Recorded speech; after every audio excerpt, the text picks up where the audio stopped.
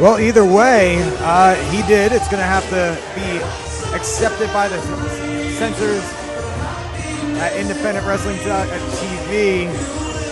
That's how we make our opening impression. Ladies and gentlemen, welcome to Synergy Professional Wrestling presents Black Friday, the third annual Black Friday, the season finale, if you will, for Synergy Professional Wrestling. The billionaire playboy Charles Mason coming out for this blackout match. As David Adams said a little while ago,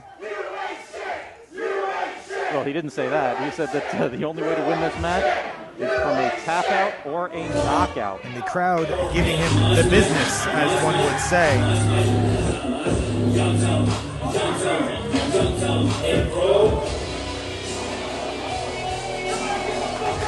And his opponent, approaching the ring from Portland, Oregon, weighing 190 pounds, Cowboy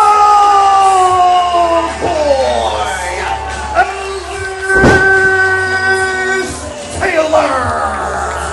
Well, MC Hell, I think it's a safe guess what side the crowd is on here tonight at the Monster Factory. Yeah, no kidding. And the way this usually goes, it's not so much that everyone loves Ellis Taylor. I think it's that everyone hates, well, we got ourselves a match, all right. It's that everyone hates Charles Mason, the billionaire playboy. And if you've been looking at his videos on social media, that is @_Charles Mason, you see that he kind of turned the corner, saying that choking out Ellis Taylor is what gave him life. And as you said, Nick Kay, this crowd well behind Ellis Taylor. And out we go to ringside. They know this is the moment that Ellis Taylor has wanted. He has wanted his hands on Charles Mason. Drop kick to the outside, and just going for the field goal there is Ellis Taylor. Taylor not even having the chance to take off his ring attire, his entrance attire, just yet. Now he's going to get comfortable, get into the swing of things, try to make Charles Mason tap or pass out as per the rules of this matchup. The big question in this match, especially for Ellis Taylor, is what's more important? Are we talking about a victory or are we talking about revenge? Because we saw Mason just choking the life out of Ellis Taylor before. And yeah, I mean, where does he stand? Is he willing to do what it takes to win this match? The line is definitely blurred in a matchup with these sort of rules. And you are definitely set up for a little bit of both. Right. Matchup specially designed for punishment, for bending the rules, as Ellis Taylor grabs a chair. Yeah, I mean, everything is legal here. It's no disqualification. Oh, Mason finally able to gather his faculties about him. You need to be careful when you introduce some weaponry. You create an opportunity for your opponent if they're able to get the best of you. Ellis Taylor. We got a door. All right. Suspending it between two chairs. Ooh. Neckbreaker directly onto the floor here. There is padding at the Monster Factory, but I assure you, yeah, that still hurts. Amateur wrestling mats, not that good when it's your neck. Looks like Taylor, when he was entering the ring, looks like he may have even tweaked that leg injury that he had back at Shadows. We're going to keep an eye on that throughout the rest of this match. As does Taylor. You can't let the bloodlust, the quest for vengeance here cloud your judgment and your game plan. At the end of the day, you still have to win a wrestling match up here. And that is something that Taylor really needs to get done. I mean, after he won the Cruiserweight Crown qualifier. Oh, my God. Now, just a moment ago, Taylor hit a vicious neckbreaker on the outside, but that is about the most vicious literal neckbreaker that you could absolutely receive right on the turnbuckle. Not any flex in that metal. No, that's just a steel hook there. As I was saying, Taylor has, since that win in the Crown qualifier, he's been winless in his last 4 matches. And what a way to turn it around in order to not only get that win turned around, but to also take out that pound of flesh that he's been looking for. Get a little bit of revenge on Mason. This is his opportunity for said revenge, but Taylor trying to work himself back up to a vertical base. Mason remaining in control. And I mean, and good luck to Ref Ryan T in this one. Well, referee Ryan T, regardless of what he may want to do, where his judgment as a referee may lie in a normal contest, he has a lot less work to do in a matchup with these rules. So you don't think we'll have anyone jumping into the ring to end this match early? I mean, that's something that you've been familiar with. I don't know what you're talking about tonight. We'll talk about that a little bit. Or we won't. As Charles Mason applies a submission hold to Ellis Taylor. This is one way to do it. He's got a bit of a triangle choke there around the neck of Taylor. A rope break not going to do it in this matchup, but a little bit of leverage. Leverage to roll out of the ring, a smart approach. The billionaire playboy with another stomp onto Taylor. As we said, choking out Taylor awakened what Chris from DDT Archives called his inner Patrick Bateman. I've said many times on this microphone before, Charles Mason is one Huey Lewis album away from dropping a chainsaw down a stairwell.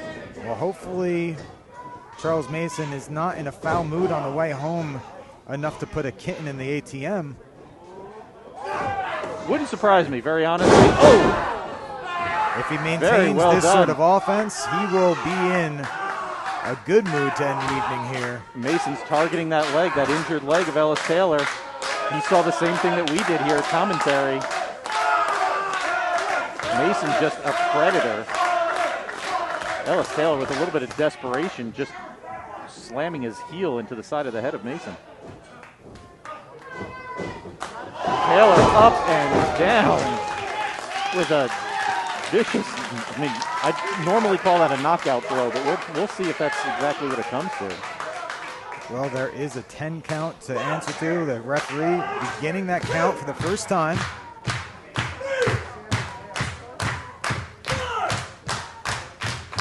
Ref Ryan T up to a 5 count. Both men stirring here. Neither one up to their feet yet. All right, the count is stopped as we get a little bit more offense from each of these men from their knees. And once again, the crowd very much expressing their opinions in this match. Glancing blow by Mason was the opening that Ellis Taylor needed. Taylor trying to get the crowd behind him here at the Monster Factory. Taylor off the ropes. No, Mason reverses it. Taylor has it scouted and a kick to the chest. Goes behind with a German suplex.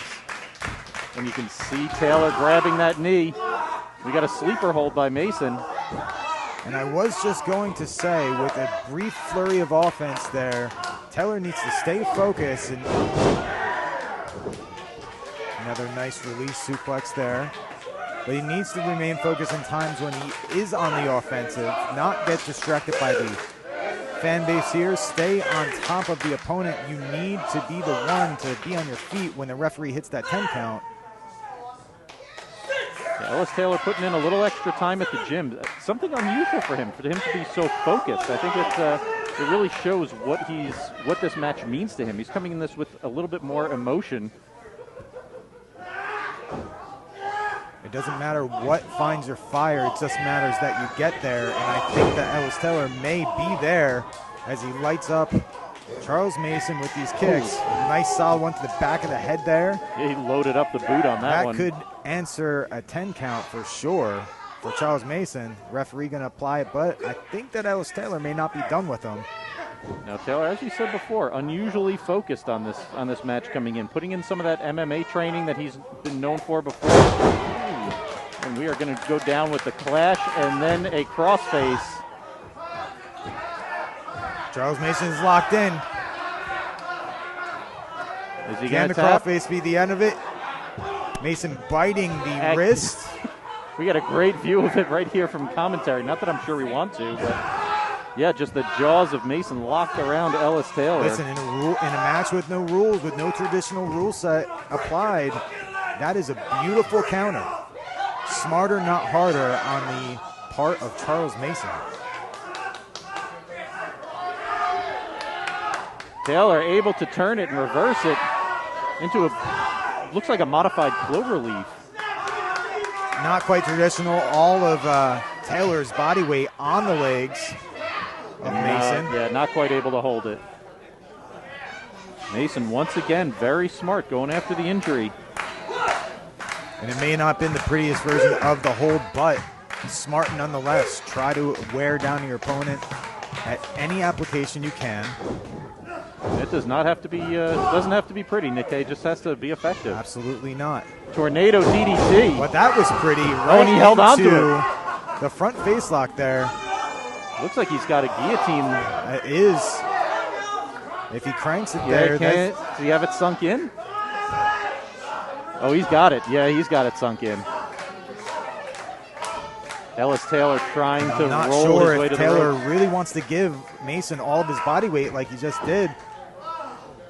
Taylor finally able to roll out of the ring, using the ropes for leverage once again. For a moment was on his feet, but flopped over like a dead fish on the floor here at the Monster Factory.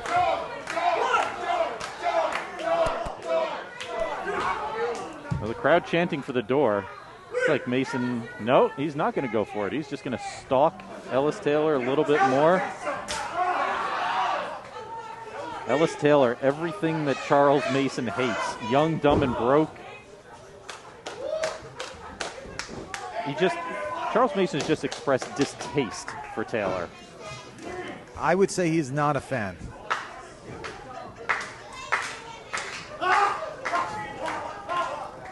Oh! Pile driver. Textbook pile driver. The skull of Ellis Taylor ping-ponging off of the mat. Charles Mason's been using that the tombstone variation he calls rest in poverty. I like that. That's clever. Yeah. Play on words. It's good. It's good stuff. Mason taunting Taylor. Is this match over? No. Looks like Taylor's going to make it to his feet.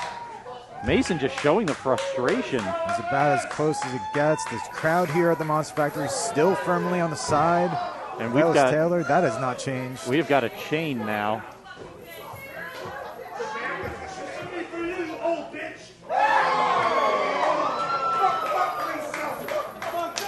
Very interactive crowd here tonight. Charles Mason making fans at ringside as usual. Synergy crowd loving the billionaire Playboy. Synergy crowd not ashamed to let Charles Mason know how they feel about him. Oh, big swing and a miss by Mason. Ellis Taylor, he's got the choke. He's got the chain wrapped around the neck of Mason. Oh, and hangs him up. Very wise using that leverage. The chain is gone from the ring. Also very wise. Mason up and down through the door. The body of Charles Mason dumped over the top rope like yesterday's garbage. I have to agree with the crowd here. Yeah, I can't say it any better than they're already doing. Taylor's coming out of the ring. Looks like he's catching his breath. He's going for more weaponry. Taylor, let him just answer the count. Let it be done. You have this. I mean, press the advantage? I don't know, Nick K. Is this it? Is this it? 8 count. Maybe he's just having a sit. Trying to catch his breath. Mason somehow is able to stagger back to his feet. Just barely able to get back up to his feet. Man, I thought we were going to be counting to 25 on that one. All right. Well, Mason's got a chair. Mason's got 2 chairs. All right. Are we going to have an old-fashioned just face-off here? It looks just like 2 men sitting? Ellis Taylor had the idea in his head that in the event Charles Mason were able to get to his feet, this is what we were doing. All right, this is how we're going to settle it now. Just some old-fashioned punches to the side of the face. We got a couple of forearms, some elbows happening in here right now. Crowd getting into it. And why wouldn't they? Wow. Taylor just knocks Mason out of his chair. Then Mason grabs the chair and does the same to Taylor. Never take your eye off the third chair. Right through some hardware there. Look at that mangled, bent chair. That's going to come out of someone's payday. I thought we were going to see the Catalina wine mixer there.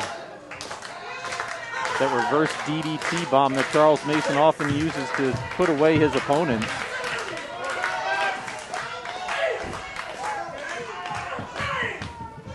Taylor able just using the chair. Last second. Using the chair to get to a vertical base and then just collapsing on the middle rope.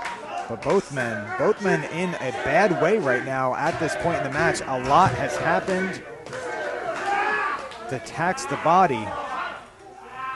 Mason just choking Taylor on that middle rope. This is it. It's just desperation time at this point. Technique has gone out the window. We're choking people on ropes. We're stomping. We're throwing, hurling folding chairs. It is almost impossible for this match, as the minutes pass, not to go in a desperate direction. If something doesn't work, you're just going to work your way up the ladder and get more and more brutal. Try to get your opponent down for that 10 count.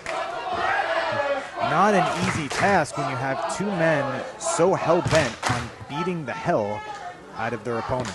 Ellis Taylor grabs a plastic bag from ringside. Can't see from here what it is. It's not good, I'm sure. It's a barbed wire wrapped boot. Am I seeing this correctly, Nick? Yes, you are. Your eyes are not deceiving you. Oh, the barbed wire goes flying, but the boot stays firmly attached. He did get a good Charles shot Mason. with it, but he's readjusting. Wow. Oh, low blow by Mason evens the score. Not as cool and flashy as barbed wire. It worked just as well. Yeah, still effective. Charles Mason has been opened up. Yeah, barbed wire tends to do that. So I've heard. All right, Mason is looking for more weapons of destruction, more implements of destruction here at ringside. We got another chair? Yeah, we got another chair coming in.